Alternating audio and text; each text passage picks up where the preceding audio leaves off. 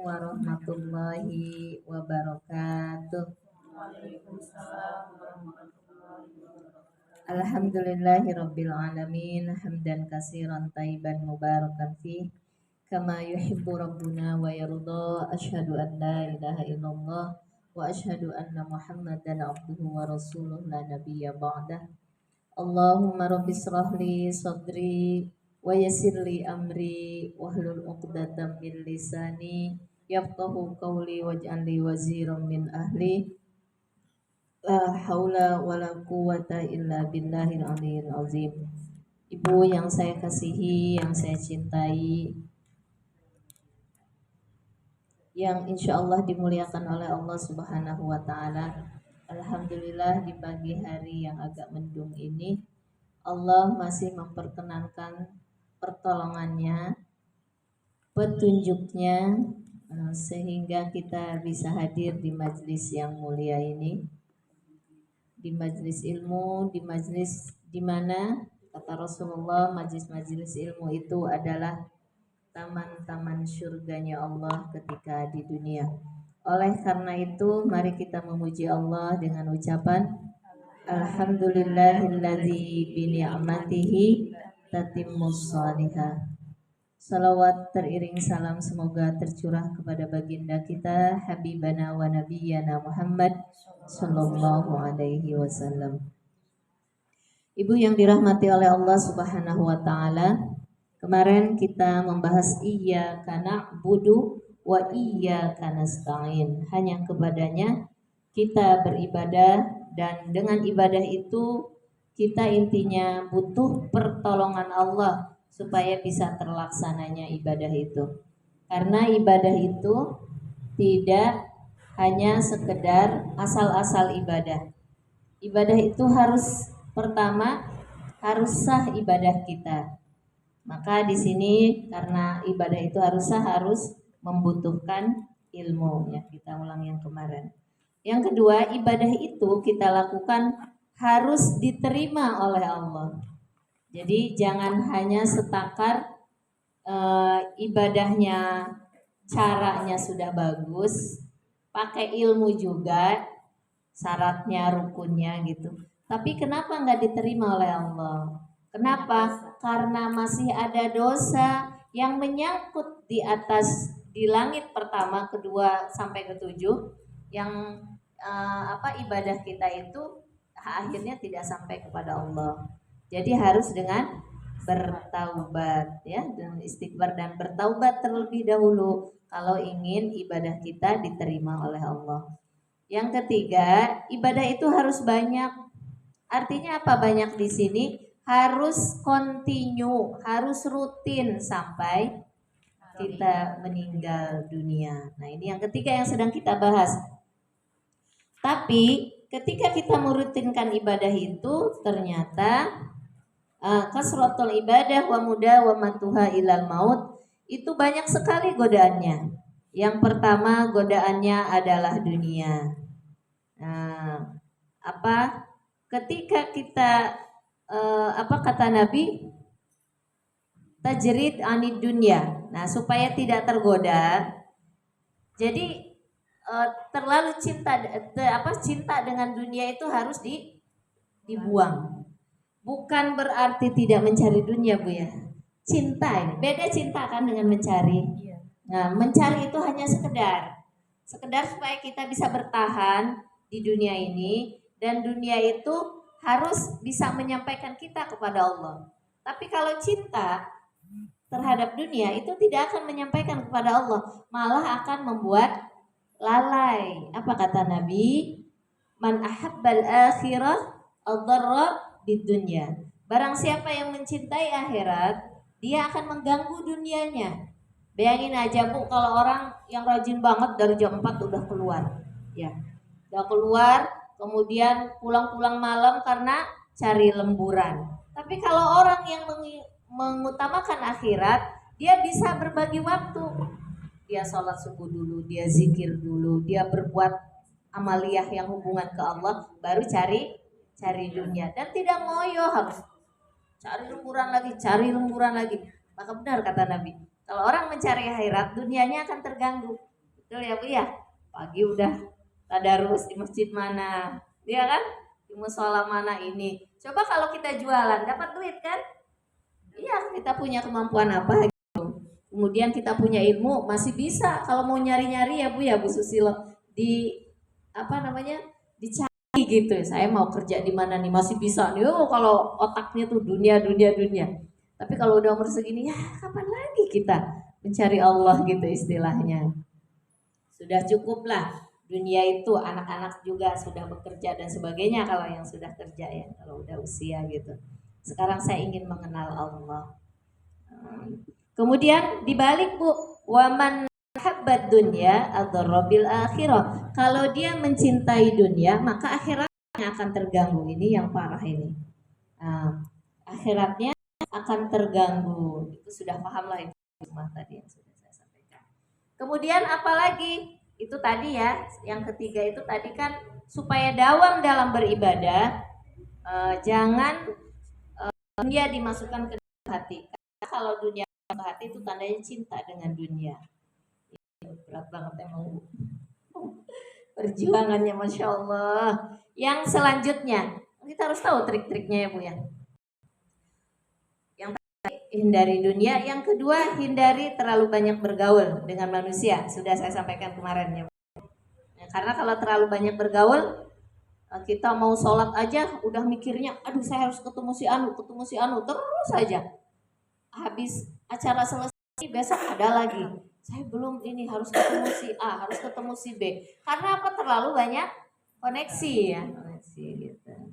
Nah selanjutnya, yaitu harus supaya kita bisa dawam dalam sore sampai mati itu harus mampu menangani godaan-godaan setan.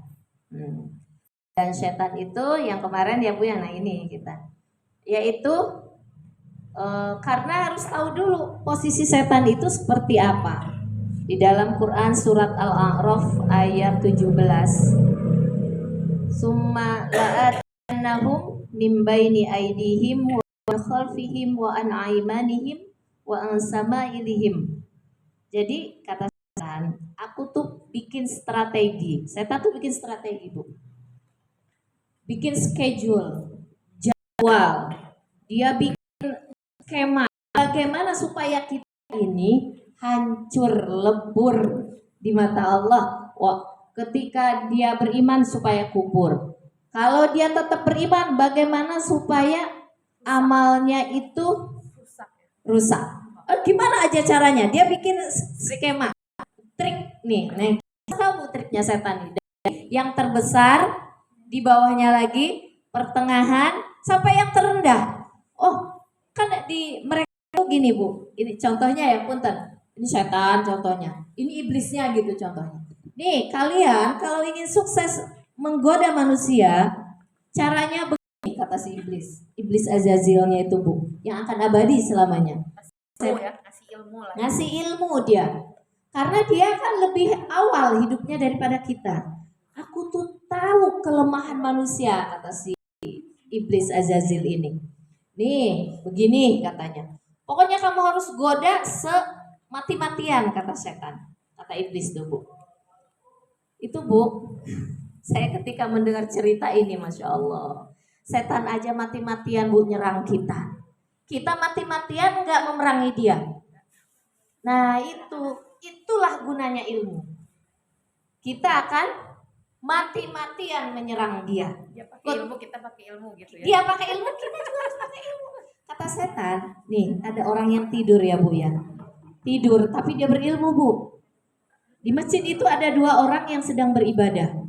Yang satu sholatnya sudah hampir 50 rakaat. Kata si setan, ini aja cerita ya Bu ya, ini dalam kisah Israiliyat kata Rasulullah. Ini buat kita nih, kita itu yang mana gitu. Kata si setan itu, saya nggak mau goda yang itu yang lagi sholat. Kenapa? Dia jahil, dia bodoh, gampang sekali. Habis tuh amalnya kata dia. Ini kita tiup-tiup halus-halus yang lagi tidur nih, biar nggak bangun. Lah katanya gitu kan. Padahal kan dia belum sholat. Ya, kalau dia satu kampung kamu akan menjadi cerdas dan pinter, kata dia. Kalau udah cerdas dan pinter, kita sulit goda manusia. Itulah ilmu, Bu, gunanya ilmu kita ini belajar. Tapi kalau yang nggak ngaji, tapi rajin di rumahnya sholat, dia rajin baca Quran, kata setan, gampang gua itu mah tinggal sekali sentil aja udah habis amalnya, kebakar. Dan gimana aja caranya? Setan ya, kita harus tahu ya Bu ya, ini trik-trik setan ya. Pertama harus dilawan dengan ilmu tadi udah ya, dan takwa. Takwa itu artinya wiqayah, Bu. Secara bahasa, wiqayah itu perisai. Membuat benteng tahanan diri. Itu takwa dengan amal soleh. Jadi banyak beramal soleh ini, Bu, ini pertahanan. Kita buat perisai dari api neraka. Karena setiap amal perbuatan amal soleh kita, sholat ngilangin dosa, sholat sunnahnya, apalagi sholat wajibnya, zikirnya, ibu jalannya ke sini niat karena Allah, itu semua menghilangkan dosa-dosa, meruntuhkan dosa. Karena takwa itu adalah iman dan amal soleh. Jadi dua, Bu, perisai kita dari setan. Pertama ilmu. Kalau orang nggak belajar, dia cuma pakai iman dan amal soleh. Kalau iman dan amal soleh tidak dikuatkan dengan ilmu, dia gampang runtuh, rapuh. Harus dengan ilmu supaya kuat.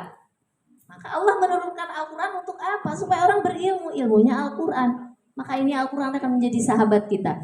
Jadi Al-Quran akan menjadi sahabat kita yang di-share di grup itu. Dia akan menjadi seorang pemuda yang tampan kalau kita mengerti, memahami, dan mengamalkannya, Bu.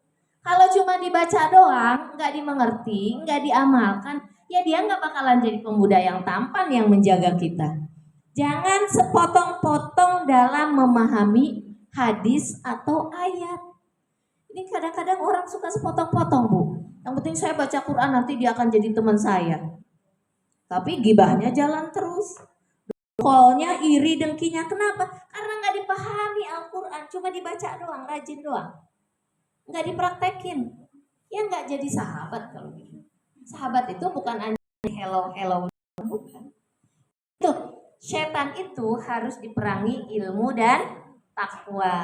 Ilmu itu pengetahuannya ada di Al-Quran. Takwa itu gabungan antara iman dan amal soleh. Maka dia akan berbuah. Sudah kita ajarkan dulu di Selasa Rebo, harus berbuah. Nah itulah buahnya. Apa, Bu? Ya iya, bisa memberikan manfaat untuk orang lain dan untuk diri sendiri. Ilmu yang bermanfaat itu buahnya. Yang untuk setan itu akan menggoda kita. Trik-triknya nih, Bu, ada 1, 2, 3, 4 trik yang akan setan praktekkan untuk menggoda manusia. Yang pertama dari yang terbesar dulu, Bu. Nah, yang pertama, dia akan menyuruh kita, membuat kita supaya kafir kepada Allah. Bukan kafir keluar dari agama, tidak, Bu. Dia tidak akan nyuruh kita keluar dari agama, nggak mungkin. Tapi dia akan nyuruh kita supaya sikap, perilaku, tindak tanduk kita itu tidak sesuai lagi dengan agama kita. Seperti orang kafir, Bu, cara ngomongnya seperti orang kafir, cara hidupnya seperti orang kafir. Kata setan, udahlah ngelakuin ini toleransi lah dan sebagainya. Pokoknya segala macam begitu, Bu. Di otak-atik anak-anak supaya borju dan sebagainya. Anak-anak supaya cara berbicara, cara berpakaian seperti orang kafir. Kalau KTP-nya tetap Islam. Anak-anak kenapa pakai anting? Wah, kan sekarang gaya keren. Kenapa pakai bajunya seperti itu? Nah, ini kan model zaman sekarang segala macam. Cara makannya, cara belanjanya, semua diatur oleh setan supaya kita menjadi kafir. Dalam beribadah kita dawam itu nanti godaannya setan ini supaya kafir. Itu yang terbesar. Jadi setan ini ingin mengeluarkan kita dari din kita, dari agama kita. Agama itu kan terdiri dari 3 ya, Bu ya. Yang pertama, Islam, yang kedua, iman, iman, yang ketiga, ihsan. Bagaimana orang ini keluar dari agamanya?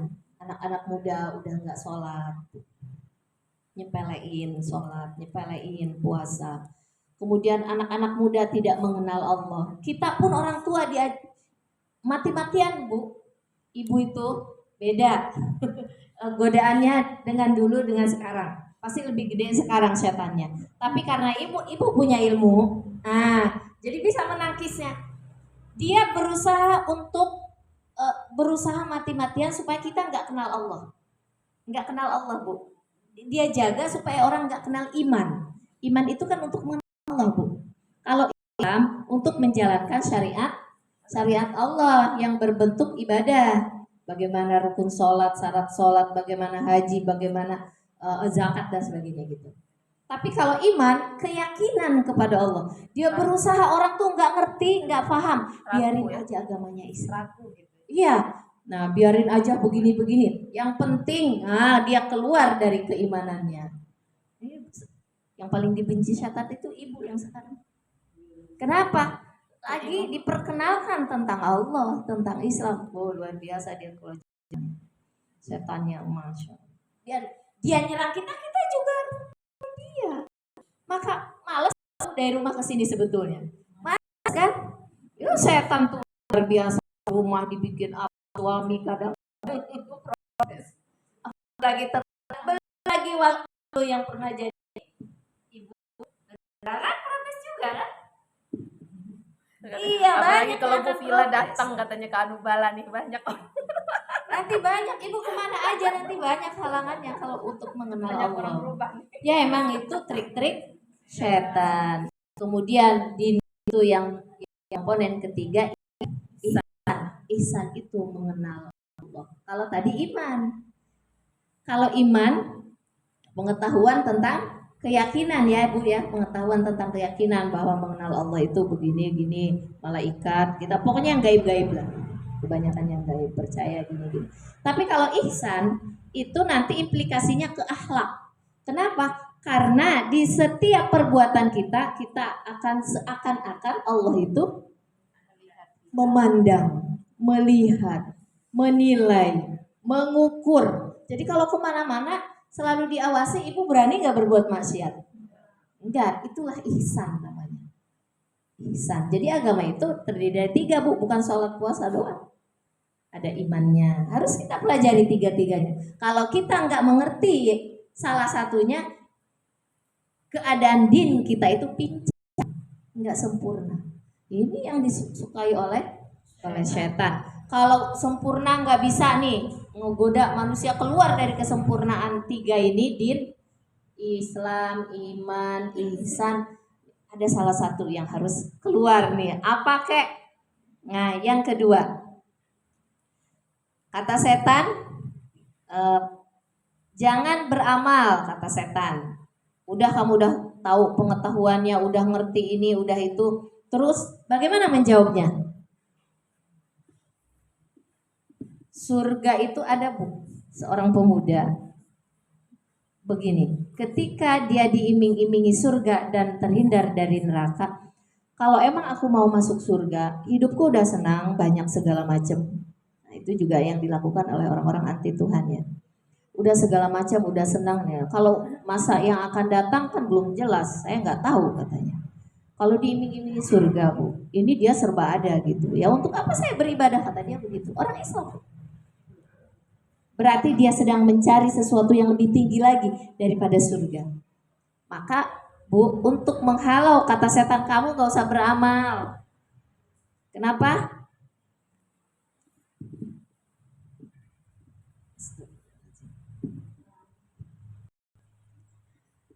Kalau emang kamu disuruh beramal, kan untuk surga, untuk neraka ya Bu ya. Itu kan belum jelas, nanti banyak godaan-godaan dia. Begini Bu jawabnya. Ini kata dalam kitab Al-Qurtubi. Kita beribadah itu, inti dari ibadah itu bukan untuk mendapatkan surga atau menghindar dari neraka. Ini kata-kata ini seperti kata-katanya sufinya siapa Bu? Ada yang pernah dengar nggak? Perempuan.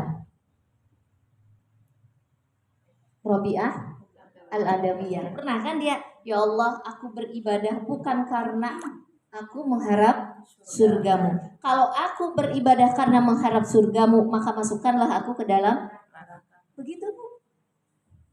Ini ada filosofisnya Bu, kenapa dia mengatakan begitu. Kemudian, ya Allah, aku beribadah bukan karena menghindari nerakamu. Kalau aku niatnya menghindari nerakamu, masukkan aku ke dalam neraka. Coba Bu sampai begitu. Kita mah mencari surga ya Bu. Boleh nggak kita niat ibadah mencari surga? Boleh. Kalau Robiah Al-Adawiyah itu emang posisi makomnya, keimanannya, ketauhidinnya kepada Allah di posisi paling atas. Jadi iman seseorang itu Bu, motivasinya nanti akan sesuai dengan keimanannya. Kalau motivasi orang yang imannya paling atas, bukan surga lagi yang dia cari, tapi ridho Allah. Allah sayang, Allah suka dengan dia. Terserah mau dimasukin kemana. Tapi secara logika, kalau Allah suka dengan dia pasti masuk. Masa ada orang suka dijerumusin? Kan nggak mungkin. Tapi dia mencari sesuatu yang paling tinggi. Nah, kalau orang pertengahan beribadah itu mencari surga dan neraka karena belum bisa menjangkau pengetahuannya tentang ridho. Tapi kalau kita sudah bisa menjangkau pengetahuan tentang itu, maka kita akan naik ke atas lebih. Kemudian yang paling bawah apa? Ibadah itu Bu. Dia ingin supaya yang paling rendah ya imannya, pengen rizkinya lancar, pengen sehat, pengen dan juga pengen surga, tapi lebih kayak orang jual beli. Itulah keimanan seseorang itu. Yang paling rendah itu kayak orang jual beli. Kalau mendatangkan manfaat di dunia, maka dia akan beribadah. Kalau enggak mendatangkan manfaat di dunia, maka dia akan males-malesan. Itulah orang yang imannya paling lemah. Nah, kalau imannya pertengahan, kata Imam Al-Ghazali, itu dia mau dapat dunia sedikit, mau dapat dunia banyak, mau sakit kek, mau dapat rezeki sedikit, bulanan sedikit, suami bukan orang kaya, tetap kita beribadah karena ibadah kita niatnya ingin mendapatkan surga dan terhindar dari neraka. Tapi kalau ibadahnya orang yang paling tinggi adalah ingin mencari ridho Allah. Untuk apa dia beribadah di dunia? Malah ibadah mereka itu Bu bisa lebih hebat daripada orang yang mengharapkan surga dan terhindar dari neraka. Itu ibadahnya orang yang sangat tinggi nilainya di mata Allah, makomnya sudah tinggi. Nah, begitupun ketika kita kalau digoda oleh setan. Ya Allah, setan ngapain ibadah banyak-banyak, itu udah cukup kan gitu kan. Udah qobliyah kita udah sholat fardu, ya udah kan fardu juga udah cukup, yang penting kan fardunya aja kayak gitu kan. Udah gitu, saya mah takut dalam fardu saya ini kurang banyak, kurang sempurna, maka saya mau tambahin dengan qobliyah dan badiahnya rawatib. Kan tadi udah digoda setan nggak bisa juga, kita kan jawab juga kan gitu kan Bu. Hati ini ada pertarungan kan, ada pembicaraan di hati kita. Itu manusia pasti akan begitu Bu. Itu bergelut antara setan, antara hawa nafsu dan jiwa. Tuh Bu. Antara jiwa, kalau jasad mengikutin aja. Nanti si kolbu, setan dan hawa nafsu akan ribut di dalam. Tadi udah sholat, iya ya udah jam segini, aduh mana lemes, mana ini, tapi saya, gitu kan, siapa nih yang menang nih, nanti siapa yang akan sukses gitu di situ, hawa nafsukah yang didorong oleh setan atau jiwa kita, kolbu kita. Kolbu itu adalah matanya jiwa gitu kan. Nah, hatinya si jiwa yaitu. Kemudian tadi itu kan kita harus menjawab ya godaan setan. Wahai setan, aku beribadah ini bukan karena hanya mengharapkan itu, tapi aku sholat karena aku mensyukuri nikmat Allah. Gitu Bu jawabnya. Ya Allah, aku dari pagi sudah dikasih bisa melihat, bisa berjalan, bicara, bisa bertemu dengan orang-orang yang saya cintai, bisa ini itu, bisa menikmati hidup di hari itu. Maka ketika ada godaan-godaan untuk malas beramal, kata para ulama, jawab dengan itu. Saya sholat karena saya mensyukuri nikmat Allah. Saya berzikir karena Allah memberikan kemampuan saya untuk bisa sholat tadi pagi. Karena saya bisa berzikir sebelumnya, maka saya berzikir setelahnya. Kemarin disambungkan pengetahuannya Bu ya, kenapa kita memuji Allah, itu kan berarti bersyukur kepada Allah. Pujian yang kedua adalah memuji yang pertama. Pujian yang ketiga memuji yang kedua dan yang pertama. Pujian yang keempat seterusnya memuji yang di belakang. Ya Allah, alhamdulillah. Ketika saya bercerita ada seorang guru ya Bu ya, dia hanya mengucap alhamdulillah ketika dia setelah sholat sujud lama. Apa yang diucapkan? Saya hanya mengucapkan alhamdulillah. Kenapa? Karena saya diberi kemampuan oleh Allah bisa bersujud. Saya diberi kemampuan oleh Allah untuk berzikir. Berzikirnya mau subhanallah, mau alhamdulillah. Ketika kita dimampukan Bu oleh Allah untuk berzikir, untuk beribadah, itu adalah karunia Allah. Itu harus disyukuri. Kita alhamdulillah, ya Allah tadi sudah baca Quran berapa halaman. Alhamdulillah aku bisa memuji Engkau dengan subhanallah, dengan alhamdulillah, dengan la ilaha illallah, dengan Allah. Terus Bu. Jadi di situ kita sedang berhalwat. Ketika kita banyak memuji Allah, kita ingat apa yang sudah diberikan karunia oleh Allah ketika kita bisa beribadah. Disyukuri. Jadi ketika kita mau ibadah yang banyak, kalau kita pandai bersyukur kepada Allah dengan apa yang sudah dihadirkan oleh Allah tadi itu.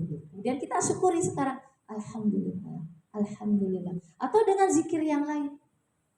Itu bukti syukur kita kepada, atau kita sholat. Kenapa kamu sholat? Kalau anak saya kan, saya nggak bilang suatu kewajiban lagi, bukan. Kita tuh harus bersyukur kepada Allah. Kamu udah dikasih sehat, udah dikasih orang tua yang menjaga kamu, udah dikasih menghirup udara. Coba kamu tahan tuh, udara itu kan dari Allah, ciptaan Allah. Kamu tahan nggak masuk, bisa nggak? Bakal mati kan?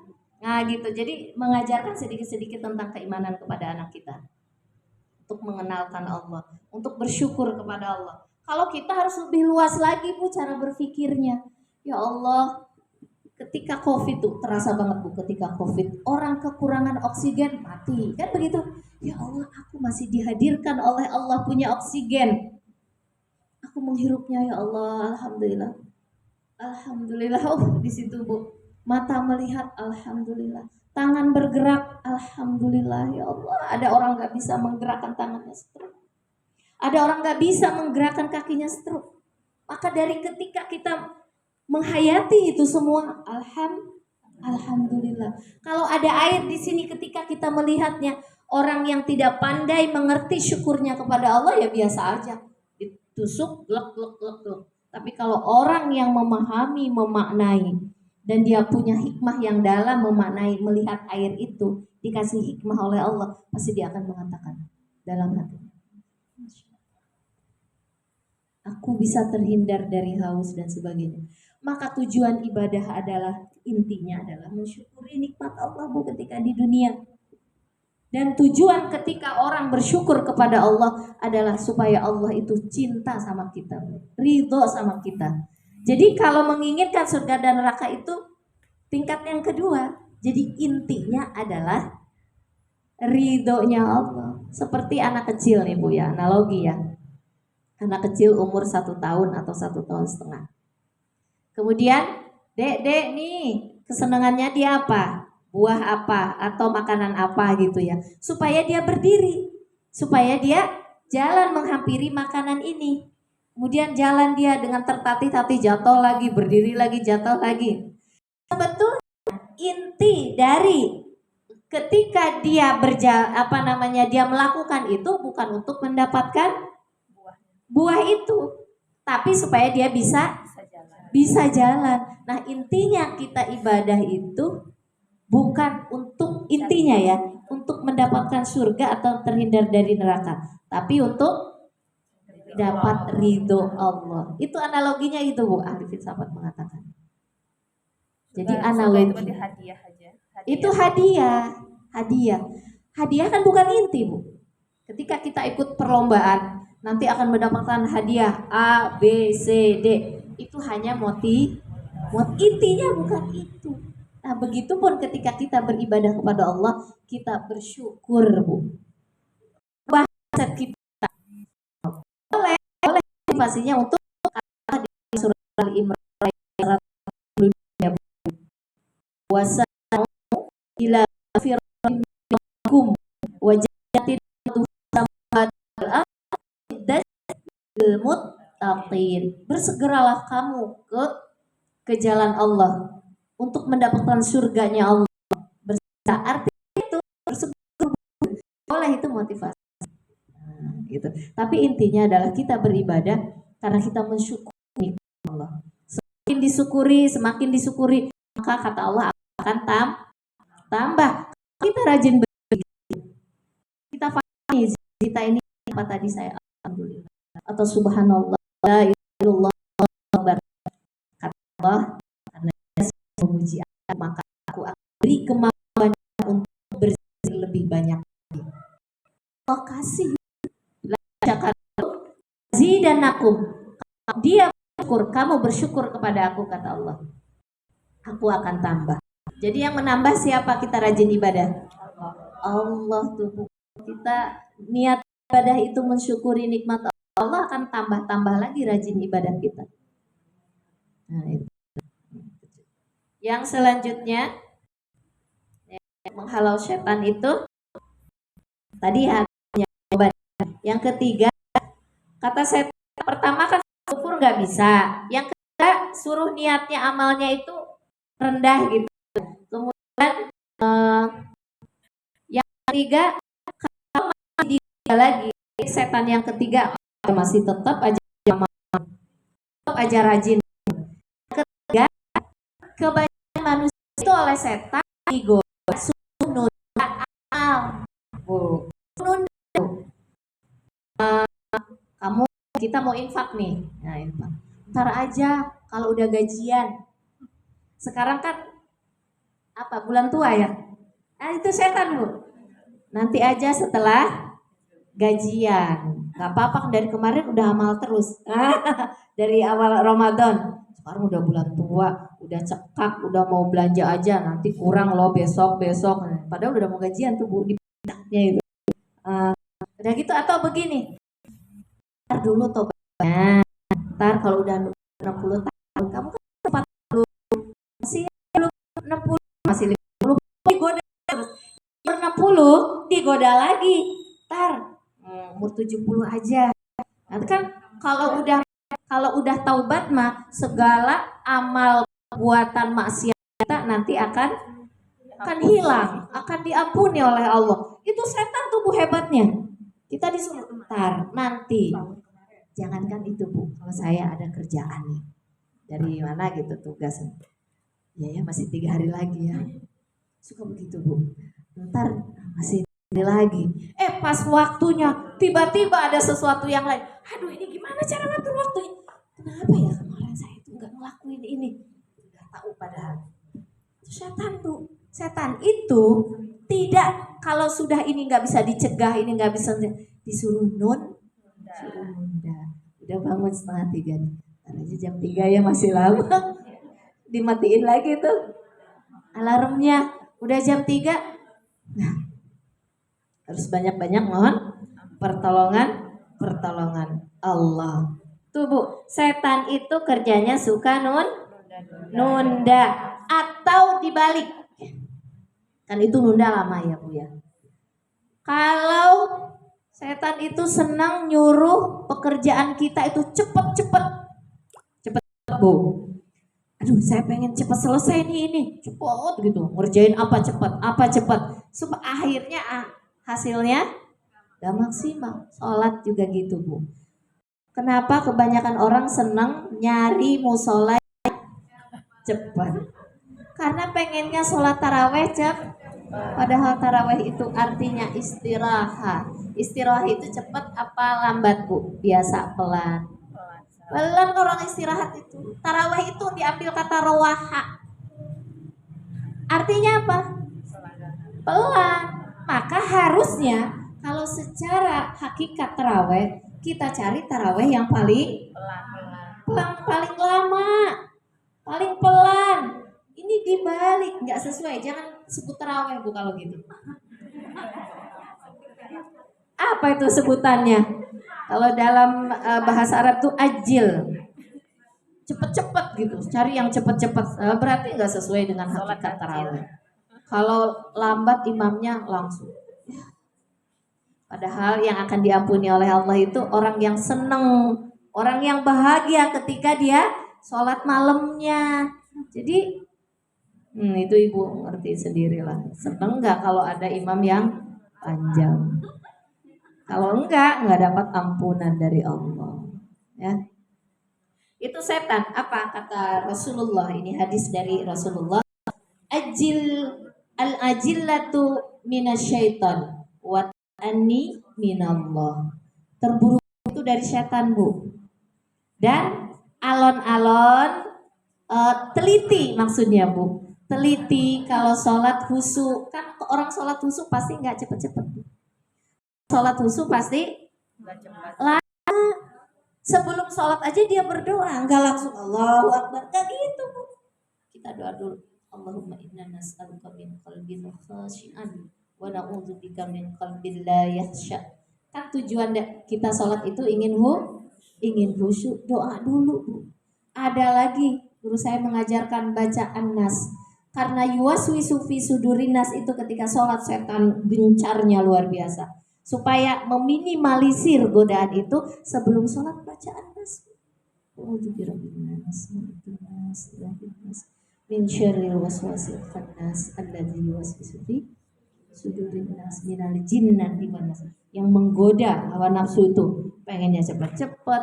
Karena kalau cepat, padahal kan kalau sholat yang khusyuk itu ketika bacaannya dimaknai, diresapi, dinikmati, pasti sholatnya tidak akan terburu. Dan ternyata al-ajillah minasyaiton. Terburu-buru itu dari setan. Wata'ani, teliti, hati-hati, dimaknai, diresapi, kemudian diprediksi gitu Bu. Kalau kita kerja apa gitu, ini bagaimana hasilnya ini. Harus begitu kalau kerja Bu. Jangan apa-apa buru-buru. Itu setan. Tidak pakai hati yang buru-buru itu biasanya, pakai akal nafsu. Bedanya buru-buru dengan nggak buru-buru. Tapi artinya yang buru-buru itu bukan gesit ya, beda ya. Buru-buru dengan gesit beda. Yang buru-buru itu biasanya pakai hawa nafsu, pakai akal jasad. Yang teliti, yang alon kelakon itu pakai hati, pakai kolbu. Kata Allah kan al-ajillata minasyaiton, berarti pakai hawa. Wata'ani minallah, dari Allah. Allah dari mana? Kolbu. Dua hidup kita ini Bu. Kalau nggak dari setan, dari Allah. Ini mau ngajar buru-buru nih temanya. Saya buru-buru nih biar ini. Akhirnya apa yang harusnya disampaikan nggak tersampaikan. Ngajinya kok ini banget ya. Jadi lama satu ayat juga. Allah menghendaki seperti itu kalau kehendak Allah. Beda dengan setan. Gak apa-apa kamu ngajar.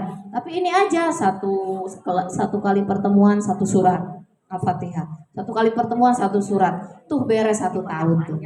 Tapi ngerti nggak? Kadang-kadang nggak paham ya Bu ya. Kita harus menghindari itu. Dari mana? Dicontohkan oleh Rasulullah Bu. Kalau sahabat belum paham, belum ngerti, belum diamalkan, Rasulullah mereka nggak nambah ayat lagi Bu. Belum nambah. Kalau belum mengerti, belum dipahami, belum diamalkan. Nah maksud saya Ibu kemarin sudah bilang sama Alhamdulillah. Diamalkan belum Bu?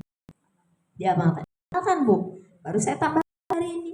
Begitulah yang dicontohkan oleh Nabi. Enggak satu surat belum ngerti semua, pindah lagi ke surat yang lain, pindah lagi ke surat yang lain. Coba kita teladani Rasulullah. Untuk apa? Supaya dicintai oleh Allah. Kan kata Allah, teladani cara bagaimana sikap akhlaknya Rasulullah, cara bagaimana Rasulullah mengajar, cara bagaimana Rasulullah berbicara, cara bagaimana Rasulullah beribadah. Suruh dicontoh, Bu, supaya dicintai oleh Allah. Ketika saya menyampaikan sekarang, karena bidangnya saya ilmu, maka saya mencontohkan Rasulullah juga. Intinya apa? Satu, ingin dicintai oleh Allah, ingin ridho Allah. Biarin kata orang lama nih ngajarnya. Yang penting masuk ke dalam kalbu kita. Itu Bu, setan itu nanti menggodanya seperti itu. Pertama, disuruh ditunda, bukan lambat. Disuruh ditunda. Kemudian yang kedua, suruh buru-buru. Nah, buru-buru itu beda dengan gesit ya Bu ya. Kalau ada orang kalau ngerjain apa-apa cepet, itu gesit. Ada yang sini emang apa namanya lelet ya. Beda lelet dengan gesit, nah gitu. Lelet dengan apa namanya teliti, dengan hampir-hampir sama sebenarnya. Cuma kita harus bisa membedakan. Nah, lelet itu biasanya mungkin faktor kondisi badan. Ya, dia nggak gesit karena badannya juga kelihatan lembek. Maka saya kalau kerja Bermohon kali enggak, Bu. Kita sambil bekerja tuh memohon. makanya betul. Kalau kita punya kelemahan, saya itu kalau kerja nggak kayak saya. Kalau Bu Arab tuh bantuin saya tuh gesit banget beliau ya. Karena emang ranahnya di situ, dia bikin kue cepet ini cepet apa gitu. Karena emang gesit gitu. Saya nggak bisa karena mohon sama Allah. Ya Allah, yang tepat bagaimana nih? Karena udah lelet, Bu. Udah gitu nggak mohon permohonan kepada Allah, itu nggak selesai berjam-jam. Tapi kalau minta permohonan kepada Allah, kita mau masak, ya Allah dulu. Nanti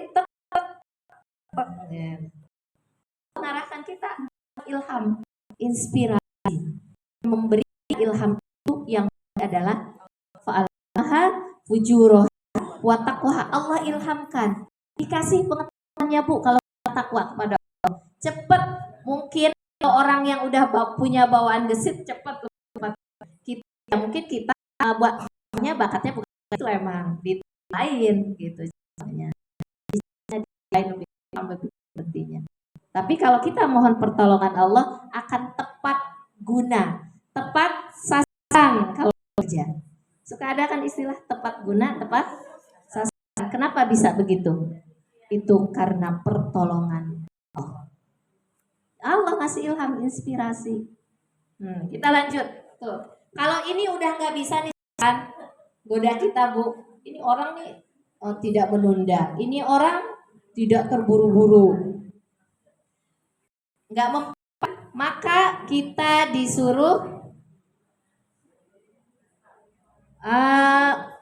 apa namanya mengganggu hawa nafsu kita. Dengan cara apa? Kita itu digoda hati kita Bu. Kata setan, udah apa namanya? Tadi udah melakukan A, tadi melakukan B, udah sekali-kali ditiupkan rasa males atau rasa pokoknya hawa nafsu Bu, rasa egois, iri, dengki, sum'ah, ria, pokoknya itu udah nggak apa-apa sih kamu nggak bisa digoda nih ya? Iya pokoknya itu supaya apa? Terakhir supaya gugur amal soleh kita Bu. Jadi hawa nafsunya ini yang diobok-obok sama setan Bu. Iya diobok-obok, kan suka ada rasa malas nggak Bu kalau ibadah? Iya sekali-kali inilah udah gitu bentar lah, ini masih malas banget sih itu. Buru-buru mohon pertolongan Allah. Allahumma inni a'udzubika minal aji wal kasal, dari lemah dan malas. Kan Nabi mengajarkan doa itu ya Bu ya. Kenapa Nabi mengajarkan itu? Supaya kita bisa menyerang godaan setan dari sifat lemah dan malas. Aduh kok badan capek banget, pegel-pegel gitu ya. Alhamdulillah. Tiba-tiba tubuh nggak jadi sholat malamnya karena tadi lemah, ada malesnya. Nah maka doa Bu. Makanya kalau sebelum sholat itu kalau ada yang hafal doa, Allahumma inni a'udzubika minal jubni wal bukhli, dari ujub, dari bakhil ya. A'udzubika minal ajzi wal kasali, dari lemah dan males. Wa a'udzubika minal hammi wal hazan, dari takut, dari was-was perasaan. Suka ada nggak Bu? Banyak baca doa Bu sebelum salam kalau waktunya lama panjang ya. Kemudian min ghalabatid dain wa qahrir rijal, dari lilitan hutang. Kalau menghutang mah biasa Bu. Yang kita minta hindari kepada Allah dililit oleh hutang. Kalau dililit kan kita nggak bisa bergerak. Tapi kalau baru punya hutang doang kan, bulan depan insya Allah bisa dibayar bulan depan. Tapi kalau terlilit di mana-mana hutang. Kayak nggak bagaimana cara menyelesaikan hutangnya, itu yang dililit, susah menyelesaikan solusi membayar hutangnya. Nah, itu. Jadi mohon sama Allah dari sifat-sifat itu. Sebelum salam Bu baca itu. Insya Allah kalau kita dawam baca itu, Allah akan hindari. Jadi ketika setan menyerang kita dengan hawa nafsu kita, insya Allah kita bisa memerangi dia.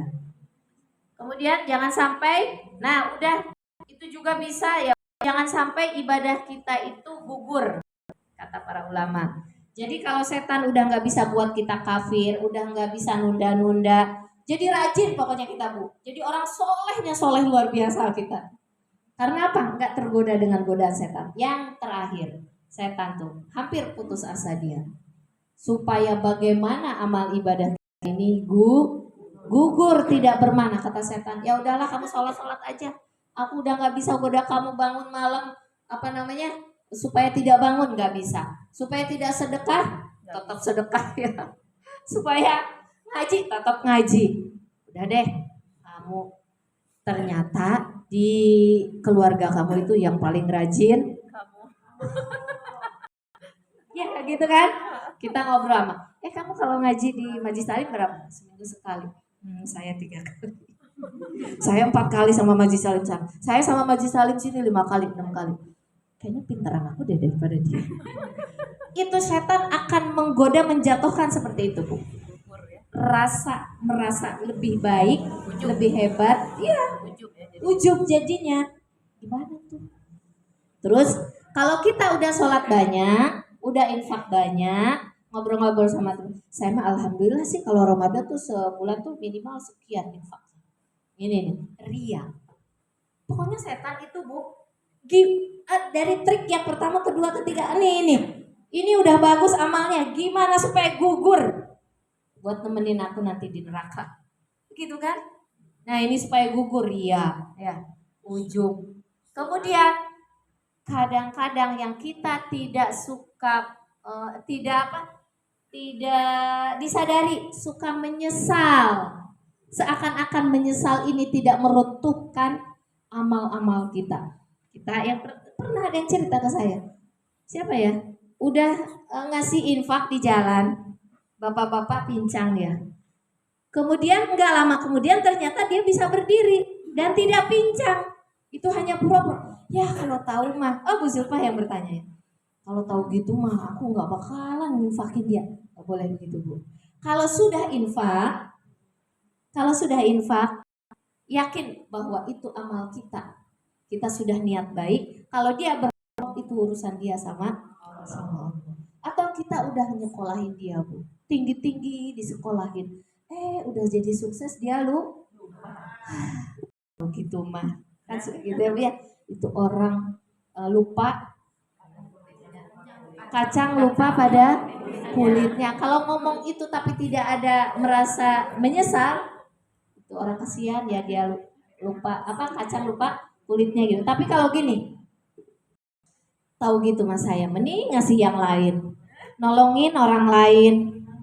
Ternyata gitu, saudara udah ditolong lama, malah dia fitnah saya, nyakitin saya, ini saya nyesel deh saya. Itu ibu, hancur amal kita, infak sedekah kita hancur, pertolongan kita kepada dia. Ini setan Bu, trik setan. Tahu gini mas saya dari dulu nggak bakalan setia sama suami saya, Dia nyeleweng. Punten ya Bu. Aku udah pulang siang, lain dia malam. Ini buat anaknya, tapi kenapa sekarang dia begitu? Kan ada itu. Tahu itu mah aku udah hidup buat seneng-seneng saya aja. Saya akan ada penyesalan. Setan nanti akan membuat kita menyesal dengan amal perbuatan ibadah kita. Apalagi kalau imannya yang lemah banget Bu. Ngapain saya sholat lama-lama, banyak-banyak doain, ternyata gitu. Itu dalam hal kita doain dia. Atau mungkin seorang ustazah ya, ketika mau ujian minta supaya diberkahi rezekinya apanya, ustazah minta doanya. Pas dia udah punya lupa mah. Nyesel deh saya doain. Nggak boleh. Iya, nggak boleh. Nanti gugur amal ibadah kita. Atau ke anak juga atau ke suami. Udah ikhlas aja Bu bekerja itu, beramal. Jangan ada kata penyesalan. Apalagi yang terakhir itu hampir dibalik ya Bu ya Kak. Ini juga menyesal. Suka bukan menyesal kalau ini. Al-manna wal azza. Suka apa Bu? Nyebut-nyebut. Ngungkit-ngungkit. Makanya kalau ngasih santunan Bu, memberikan santunan untuk menyakitkan mereka Bu. Ada santunan Bu, saya ngalamin Bu, kasihan luar biasa. Dapat santunannya nggak banyak, di bawah 30.000. Nunggunya 1 jam. Di situ suruh ngaji, baca Yasin, baca tahlil, main usahanya panjang lebar. Saya tanya, dapat berapa Dek? Sekian kata. Kan diantar orang tuanya. Mungkin sama mamanya. Saya tanya lagi mamanya. Enggak, itu doang. Masya Allah. Kalau tahu menyakiti yatim piatu yang diminta untuk mereka mengumpulkan. Saya kan tidak bakal segitu menyakitkan mereka gitu Bu. Di bawah 30.000. Saya tidak mengungkit keburukan orang itu, yang enggak, saya tidak sebutkan nama. Cuma kita jangan seperti itu gitu Bu. Disuruh baca Yasin, tahlil, dapatnya Alhamdulillah kemudian nggak lama kita ngadain santunan, kita bagi mereka. Terasa apa ya? Saya merasa berdosa gitu. Ada ya, dalam hati saya ada orang kok tega banget gitu. Nggak seimbang gitu. Nah kita jangan gitu juga Bu. Panjang lebar ngasihnya nggak seberapa gitu. Buat doain kita. Itu kan nyakiti Bu. Belum kalau suka nyebut-nyebut. Kamu kan jadi orang sukses gara-gara kamu kan dulu pernah aku bantu ini. Kamu lupa ya sekarang. Nggak usah diungkit-ungkit Bu. Ini jerat-jerat syaitan Bu pada kita. Jerat setan pada kita. Kita lanjut ayatnya ya Bu ya. Kita lanjut ayatnya. Kemarin iyyaka na'budu wa iyyaka nasta'in, yang tadi sampai selesai. Yang selanjutnya ihdinas siratal mustaqim. Tunjukkan kami ke jalan yang lurus. Dan inti dari baca surat Al-Fatihah, tafsirnya itu ini Bu. Kita itu baca Al-Fatihah dari pertama memuji Allah. Dari pertama memohon pertolongan kepada Allah. Yang satu untuk Allah, yang satu untuk kita manusia. Itu inti dari itu semua adalah mohon oleh Allah diberikan petunjuk Bu. Maka kita ulang-ulang terus ya baca ihdina. Karena tujuan hidup kita adalah selamat ketika kita meniti jalan siratal mustaqim. Jadi ihdinas siratal mustaqim itu artinya tunjukkan saya. Berarti ada sesuatu permintaan ya Bu ya. Permintaan apa di situ yang minta kita ditunjukkan oleh Allah? Meminta segala sesuatu itu yang kita lakukan menghantarkan kita kepada keridhaan Allah. Bernilai gitu Bu. tidurnya kita bernilai, bekerjanya kita bernilai, infak sedekahnya kita bernilai, ngajinya kita di sini bernilai di mata Allah. Sholatnya kita bernilai, senyumnya, menatap anak, menatap suami, semuanya jadi bernilai pahala di sisi Allah yang menghantarkan kita kepada keriduan Allah. Karena kalau udah Allah ridho, maka kita mampu meniti jalan siratal mustaqim. Jadi makanya kata para ulama, Bu, kalau meminta itu, ini Bu, nih perhatikan sekali. Kalau meminta itu kepada Allah, mintalah sesuatu yang jelas-jelas bermanfaat. Contoh, ya Bu ya. Ya Allah, berikan kami kekuatan iman dan Islam. Jelas nggak manfaatnya Bu? Kuat iman Islam, kita mampu meniti nanti di siratal mustaqim. Karena iman dan Islam itu akan menjadi cahaya. Dan kita bisa meniti jalan titian siratal mustaqim itu karena punya cahaya. Iman dan Islam itu cahaya. Ya Allah, berikan kami kemampuan untuk menjadi orang-orang yang bertakwa. Bertakwa manfaatnya dunia akhirat. Di dunia kita akan selalu ditolong oleh Allah. Di akhirat apalagi. Itu takwa, orang takwa. Minta ketakwaan Bu. Allahumma inna nas'alukal huda wa tuqa, kan gitu ya Bu ya. Itu jelas. Wal afafat wal ghina. Kekayaan hati, kekayaan ilmu dicukupkan oleh Allah. Kemudian meminta yang jelas juga. Kalau kita ada doa di malam itu ketika setelah witir ya, minta diberikan keyakinan yang dalam, yang kuat.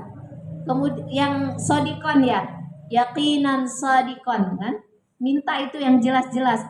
Minta kebahagiaan dunia akhirat. Minta dipanjangkan umur dalam taat kepada Allah. Itu minta dulu yang itu yang bermanfaatnya dunia dan akhirat. Kemudian kata para ulama, kalau kalian ingin meminta dunia yang belum jelas manfaatnya, pakai syarat.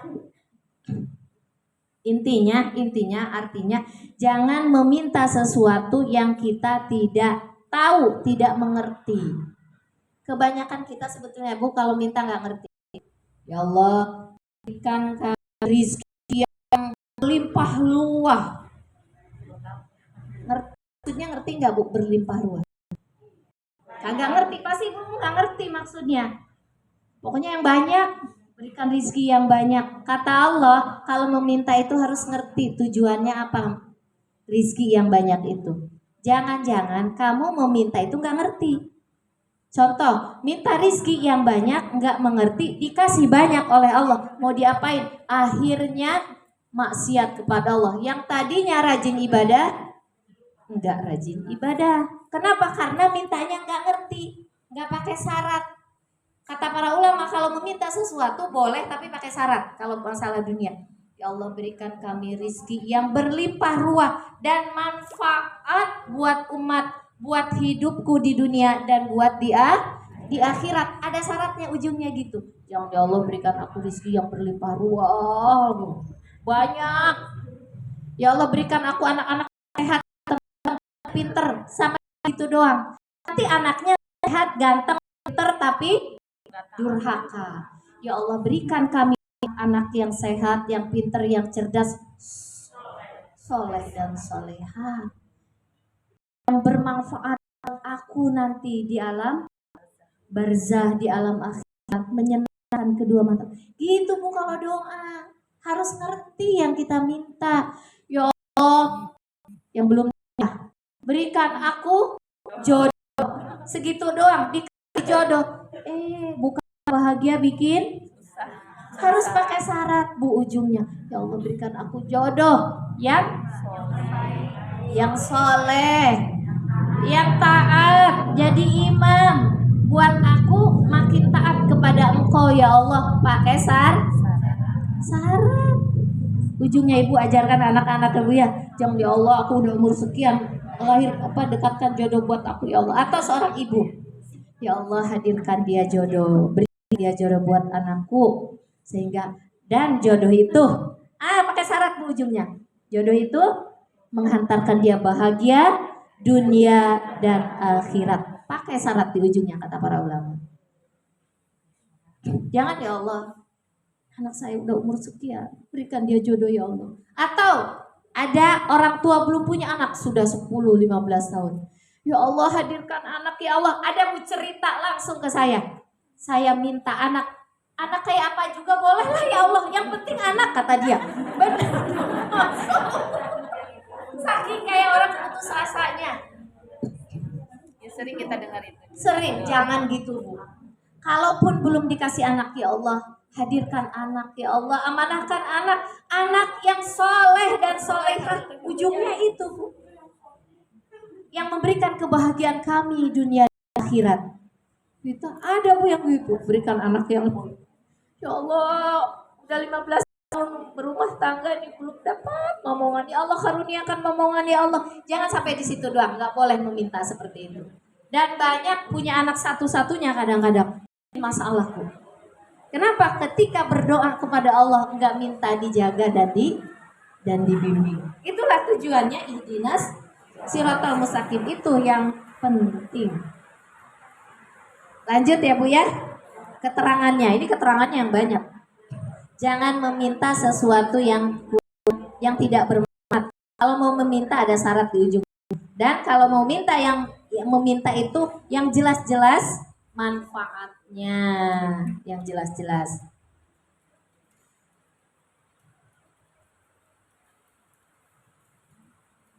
Nah, ketika kita meminta itu, kalau meminta itu ya Bu ya, yang jelas-jelas menunjuk kepada siratal mustaqim. Kalau minta ilmu, ya Allah ilmu ini yang menghantarkan kami bisa selamat meniti siratal mustaqim. Ibu, ada orang gara-gara belajar datang ke pengajian, jadi malah durhaka sama suaminya.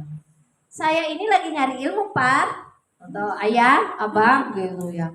Kamu kenapa sih? Kamu daripada di rumah diam-diam aja, tidur aja apalah segala. Dimarah-marah, dimaki-maki gara-gara kita mau ngaji. Berarti ngajinya dia tidak mengantarkan ke siratal yang baik dong Bu. Akhlak, tunjukkan akhlak yang baik. Suami ridho kita keluar.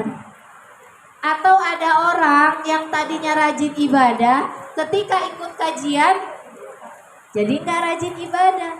Salah, rusak mindsetnya Bu. Anak mahasiswa yang tadinya rajin sholat, kemudian dia kuliah, tiba-tiba nggak sholat. Nah ini berarti bukan ilmu yang mengarahkan ke siratal. Minta kalau kita punya usaha bisnis, punya apa bisnis apa aja banyak ya Bu ya, bisnis jualan kayak kontrakan kayak apalah gitu. Ya Allah, ini menghantarkan aku ke siratal mustaqim. Jangan-jangan ketika kita punya bisnis kita lalai kepada Allah. Gak sempat. Ini banyak kerjaan. Berarti tidak menghantarkan bisnisnya, usahanya kepada Allah. Lalai dia. Sholat sunnahnya ditinggalkan. Silaturahminya jadi terputus. Gara-gara bisnis. Usaha sibuk nyari duit. Gara-gara duit, kadang-kadang saudara musuhan. Ini berarti nggak mengarahkan kepada siratal mustaqim. Kemudian, ketika kita membaca ihdinas siratal mustaqim dalam Bu, harus dengan keyakinan. Ihdinas siratal mustaqim, tunjukkan kami ke jalan yang lurus apapun itu Bu. Jadi kadang-kadang kalau kita nggak punya ilmunya, mulut mah ihdinas siratal mustaqim, hati mah masak apa ya sore ini, cari takjilan di mana. Itu Allah tidak akan menunjukkan ke jalan siratal. Kenapa? Karena kata Allah di dalam hadis Rasulullah itu, kalau nggak dengan keyakinan Bu. Kalau pakai keyakinan itu hatinya hadir, hatinya menghadirkan Allah, sungguh-sungguh Allah supaya mengabulkan doa kita, mulutnya berdoa ihdinas siratal mustaqim tapi hatinya ada Allah. Nah, kata Rasulullah begini, ud'ullaha wa antum muqinuna bil ijabah. Mintalah kepada Allah dengan hati yang yakin itu Hati di mana Allah itu hadir di dalamnya. Itu hati yang yakin, Bu. Ada Allah di dalam kalbu kita. Itu hati yang yakin. Karena Allah bertajali, Allah hadir di dalam hati. Allah tidak melihat ucapan kita. Tidak melihat ketika kita berdoa. Allah melihat, yakin gak nih? Dia ngomong, ya Allah gini-gini, tapi hatinya kemana-mana. Abai Allahnya. Jadi kalau yakin, Allah akan mengijabah doa kita. Wa'lamu annallaha yastajibu du'a biqalbin ghafil. Ingatlah kata Nabi, Allah itu tidak akan mengijabah doa kalian kalau kalian lalai. Lalai itu apa artinya, Bu? Antara permintaan mulut sama hati beda. Mulut mau gitu, tapi ini enggak, kemana-mana, lalai. Itu yang enggak diijabah oleh Allah. Jadi artinya Allah tidak akan mengabulkan doa seseorang yang antara mulut dan hatinya tidak yakin, karena keyakinan itu kan ada di hati. Tasdiqu biqalbi, keyakinan dibenarkan dengan keyakinan. Gitu kan? Nah, kemudian sebelum kita berdoa, di ayat sebelumnya itu kan ihdinas siratal mustaqim. Sebelum ayat sebelumnya itu kan iyyaka na'budu wa iyyaka nasta'in. Hanya kepadamu kami beribadah dan hanya kepadamu kami memohon mohon pertolongan dari apa? Dari ihdinas siratal mustaqim. Nah, kata para ulama begini, Bu. Sebelum kita berdoa, kita itu harus ibadah dulu, kan iya karena dua dulu kan, baru minta pertolongan. Iya karena nasta'in, suruh ibadah dulu, suruh sholawat dulu, suruh bersihkan hati dulu supaya diterima doa-doa kita. Di dalam surat Al-Baqarah ayat 186, ujibu da'watad da'i idza da'ani falyastajibu li wal yu'minu bi la'allahum yarshudun. Ayat 186.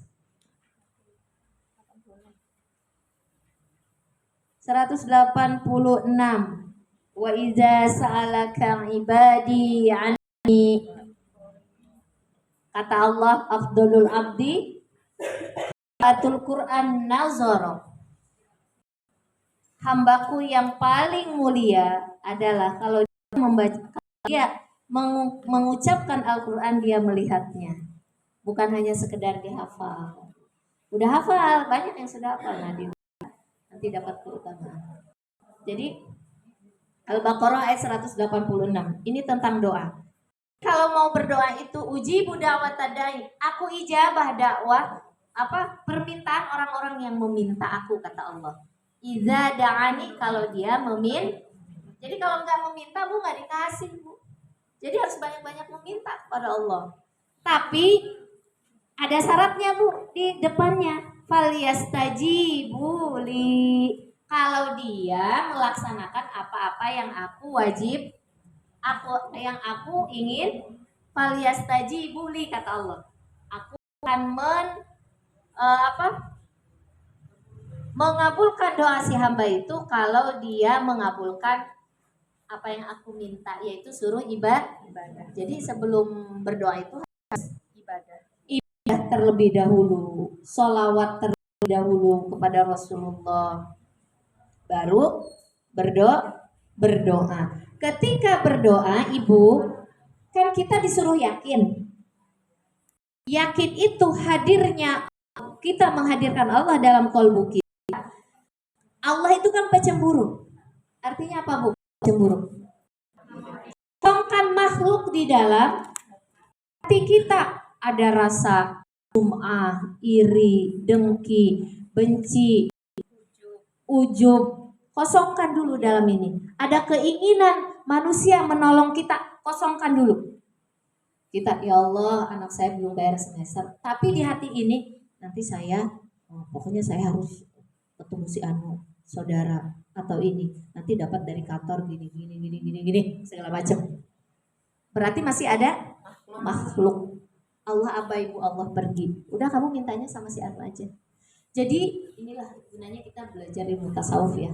Mengosongkan kolbu kita dari makhluk. Kosongkan dulu bu, kosongnya.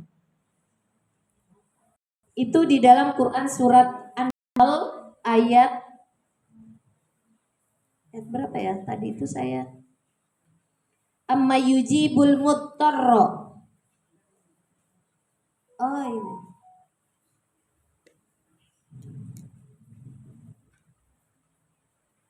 Adapun orang yang diijabah oleh Allah, orang yang kosong dari makhluk, orang yang putus asa dengan makhluk. Benar-benar bu kita putus asa dengan makhluk. Saya percaya dengan manusia. Maksudnya saya tidak akan mirip dengan manusia.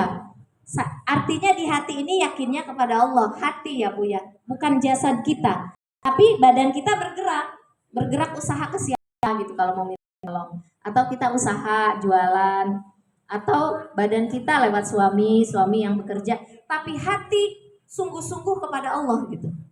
Itu kalau doa yang yakin, yang akan diijabah oleh Allah. Kadang-kadang saya juga dulu kurang mengerti bu tentang ini. Maksudnya apa ya? Padahal kita sudah minta yakin sama Allah.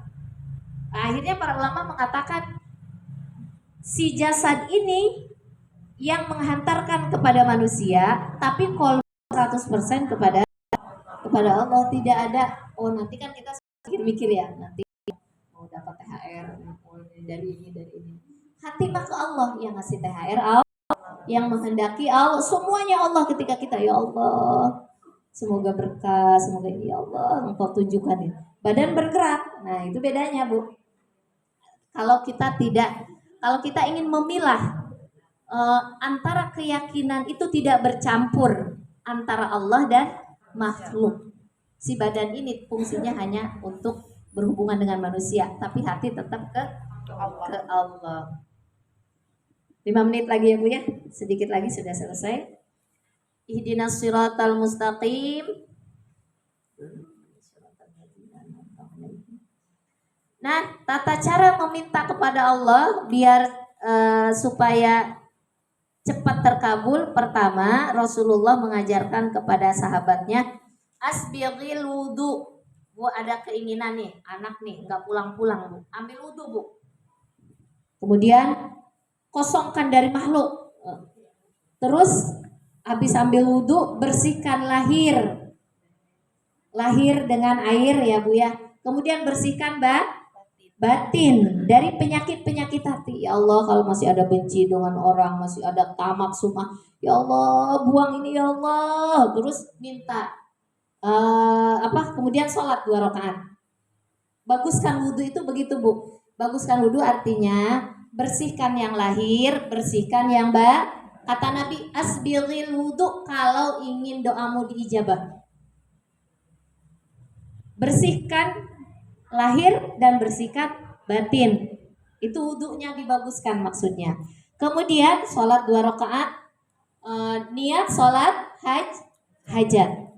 Kemudian baca rakaat pertama ayat kursi, rakaat yang kedua 3 surat terakhir surat Al-Baqarah yang amanar rasulu bima unzila ilaihi mir rabbi kullun amana billahi wa malaikatihi wa kutubihi la nufarriqu baina ahadin mir rusuli. Itu terus bu baca ya, itu kan udah pada hafal katanya di Al-Qurtubi ini. Baca itu kemudian selesai sampai Al-Kafirin gitu ya bu ya. Kemudian setelah itu baru memohon permohonan kepada Allah.